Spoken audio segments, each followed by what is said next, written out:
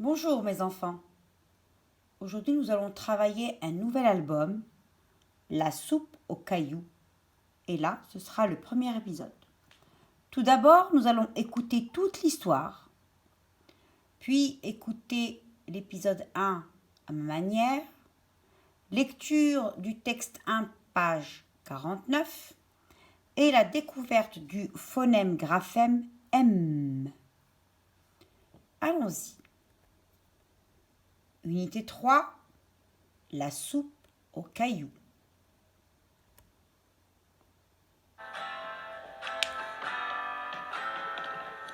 Unité 3, la soupe aux cailloux.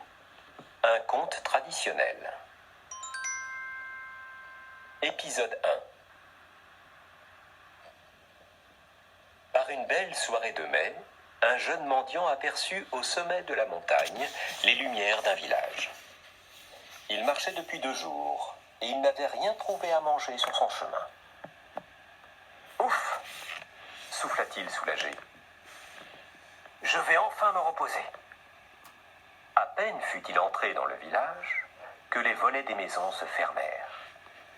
Il entendait le bruit des clés dans les serrures. Les gens s'enfermaient.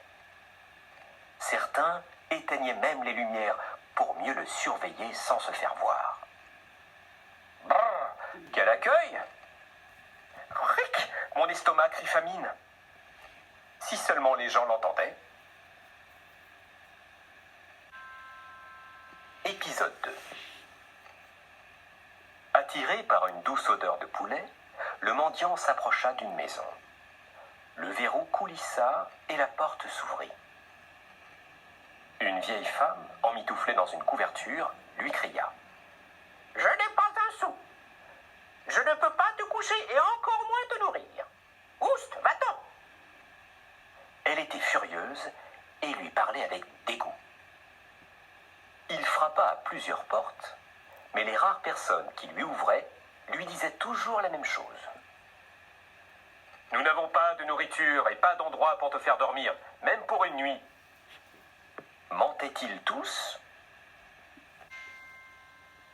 Épisode 3.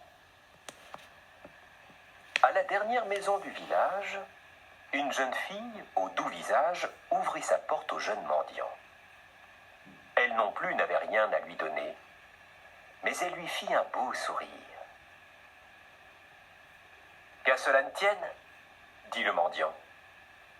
Prêtez-moi une marmite et je vous mitonnerai une soupe digne d'une reine. » Muni de la marmite, il alla puiser de l'eau au ruisseau et alluma un grand feu sur la place du village pour la faire bouillir. La nuit était tombée, mais la pleine lune éclairait toute la scène. Curieuse, la jeune fille s'approcha lorsqu'elle le vit mettre un gros caillou dans la marmite. Quelle drôle de soupe va-t-il préparer? Épisode 4. Cette soupe serait meilleure si seulement j'avais un peu de sel, dit le mendiant. La jeune fille, intriguée, courut chez elle en chercher. C'est dommage, avec quelques légumes, elle serait encore meilleure. Les parents de la jeune fille partirent voir la voisine et rapportèrent un chou. La voisine alerta l'épicier, qui apporta des navets et des carottes. Le fermier offrit des pommes de terre et des œufs. Le chasseur donna un morceau de viande et le coiffeur une couverture pour que leur hôte ne prenne pas froid. Tous les villageois se regroupèrent autour du feu pour partager cette délicieuse soupe aux cailloux. Ce fut une merveilleuse nuit. Ils étaient heureux d'être ensemble. La légende dit que ce fut la première fête de village sur la terre. Tous s'amusèrent beaucoup, sauf la vieille femme qui, sur le caillou, cassa ses 2 dernières dents. Voilà mes enfants. Alors maintenant, je passe à la soupe aux cailloux, épisode 1, raconté à ma manière. Un soir du mois de mai, un jeune mendiant, ça veut dire un pauvre, un petit garçon pas très petit mais jeune, mendiant qui n'a pas d'argent, aperçut en haut d'une montagne, au sommet d'une montagne, les lumières d'un village. Le pauvre, il avait marché pendant 2 longs jours.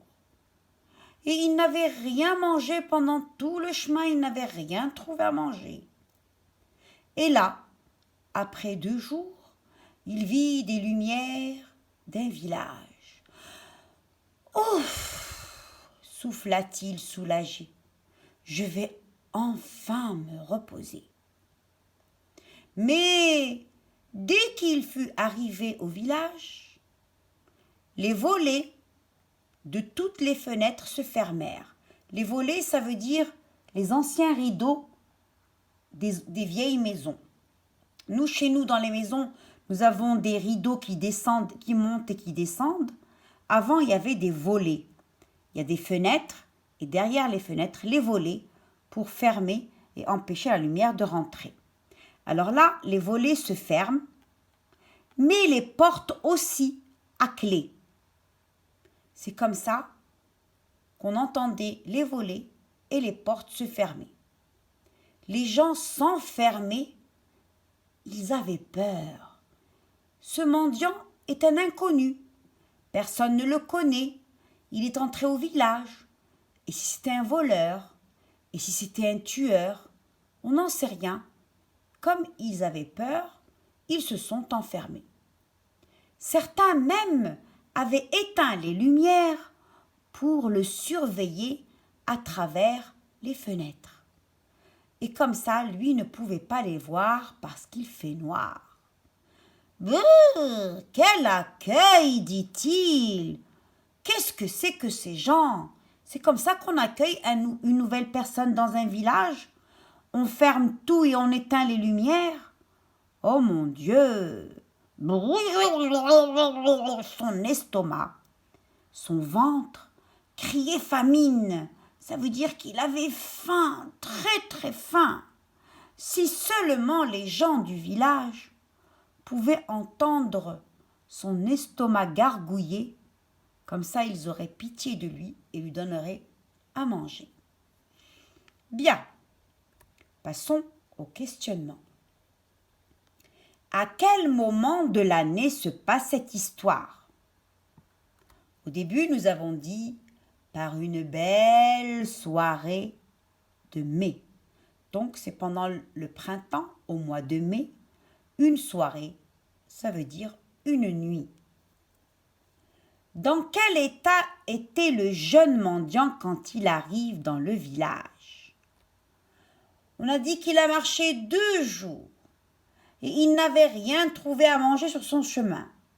Ça veut dire qu'il était donc épuisé, fatigué et il avait très très très faim. Pourquoi le jeune mendiant dit « Brrr, quel accueil !» C'est normal. Les gens ont fermé les fenêtres et les volets. Ils ont fermé les portes. Personne ne lui répondait. Et lui, il aurait souhaité que les gens, nous, au Maroc, quand on frappe à la porte d'une maison et qu'on ouvre la porte, que les propriétaires de la maison ouvrent la porte et qu'ils trouvent un mendiant, un pauvre, soit on lui donne de l'argent, soit on lui donne à manger, et s'il fait froid, on peut lui donner une couverture ou même des habits. Là, rien de tout cela. On a tout fermé et on n'a pas parlé. Tout le monde avait peur de lui, mais lui n'a pas compris ça. Ensuite, il y a « Explique avec tes propres mots ». Un mendiant aperçoit les lumières d'un village. Ben oui, c'est la nuit, c'est normal. Regardez, nous, quand on voyage et qu'on revient sur la route, au début, il fait très noir. Il n'y a que les lumières de la voiture, que les phares des voitures que l'on voit. Mais en approchant des villes, on aperçoit les lumières de ces villes. Les lumières qui sont allumées dans les maisons, qui sont allumées dans les rues, et même les lumières des magasins. Donc, les lumières, on les voit de loin. C'est comme si c'était des lustres. Ensuite, il y a Mon estomac crie famine. L'estomac, c'est le ventre. Crier famine, ça veut dire qu'il avait très, très faim. Passons à la lecture. Le mendiant voit les lumières d'un village. Il veut manger et se reposer, mais les gens ferment les maisons. Il y a certains mots qu'on sait lire parce qu'on les a déjà vus. Et là, je vais encore donner plus de détails avec les couleurs. Donc, on connaît le, on connaît les, on connaît un, donc d'un, il, on connaît veut, et, SE, ça fait ce. Nous avons déjà vu manger avec le lion. Nous avons vu mais, les, encore les, et maison. Alors, pour faciliter la lecture, j'ai mis tous les « et » qu'on a déjà vus avec le vert. Et.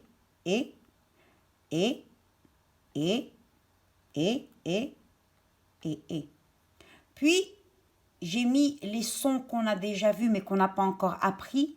Le « wa » comme on avait vu dans « roi ». « E » on l'a vu dans « veut ». Et puis, maison, on a vu le « on ». Vous vous souvenez. Puis, j'ai mis les lettres muettes en gris. Et j'ai mis tous les « en » que j'écris E-N ou bien A-N en rouge. Lisons maintenant ce texte.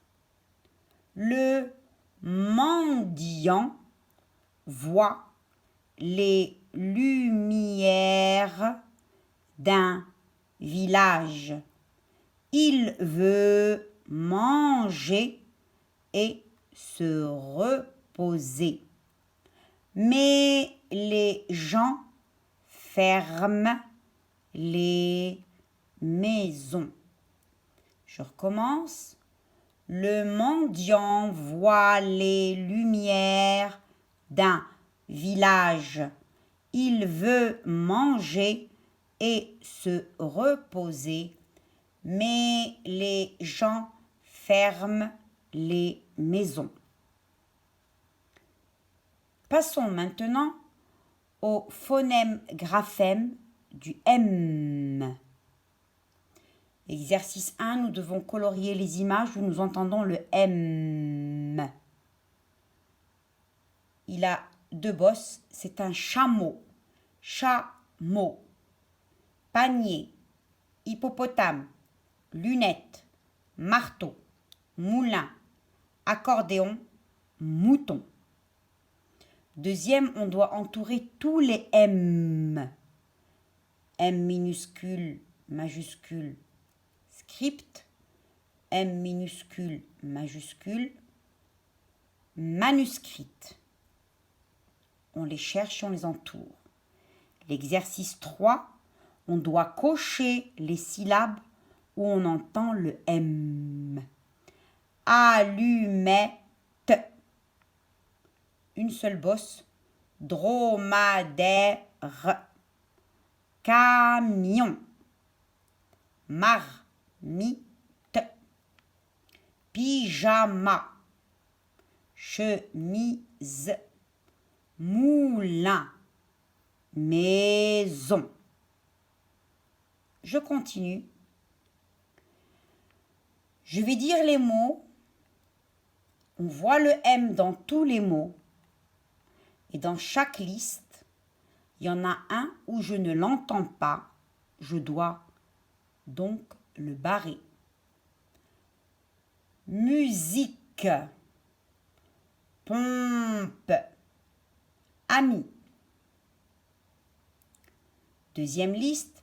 Camion. Moulin. Tempête. Troisième liste. Moto. Melon. Lampe. Dernière liste. Timbre. Caméra. Pyramide. Facile. Maintenant, on doit barrer le mot qui ne correspond pas à l'image. De bosse, chameau. Marteau. Moto. Cerise. Moulin. Radis. C'est bon les enfants? À bientôt!